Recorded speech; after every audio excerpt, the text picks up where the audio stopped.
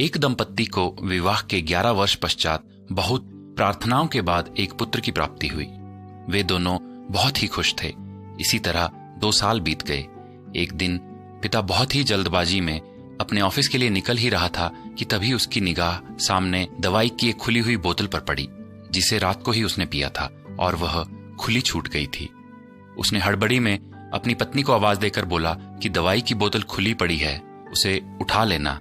उसकी पत्नी ने भी सुना तो किचन से ही हाँ उठा लूंगी बोल दिया। काम की अधिकता से वह भी उस बोतल को उठाना भूल गई। उसका बेटा वहीं पर खेल रहा था। उसने अचानक ही बोतल उठाकर अपने मुंह से लगा ली। थोड़ी ही देर में वो बेहोश हो गया। मां घबराकर बच्चे को अस्पताल लेकर दौड़ी, जहां डॉक्टर ने उसे आईसीयू में रख दिया।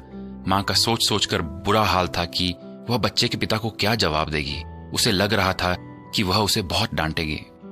जब बालक का पिता वहां पहुंचा तो उसने बहुत डरते डरते उसे देखा, पर उसकी उम्मीद के विपरीत उसके पति ने उसे ढाढ़स बंधाते हुए कहा कि कोई बात नहीं प्रिय, हमारा बेटा ठीक हो जाएगा।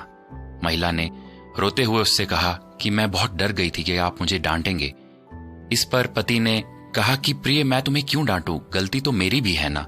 जब मैंने दवाई की बोतल को खुला देखा तो मुझे कुछ समय निकालकर उसे बंद कर लेना चाहिए था, और वो तुम्हारा भी तो बेटा है।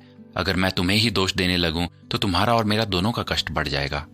कितना अद्भुत व्यवहार है ना उस व्यक्ति का। परमेश्वर का वचन भी तो हमें यही सिखाता है कि किसी पर दोष ना लगाओ, और अगर किसी से कुछ गलती हुई भी है तो प्रेम से एक दूसरे की गलतियों को ढांक लो, जिससे एक दूसरे के प्रेम में आगे बढ़ सको।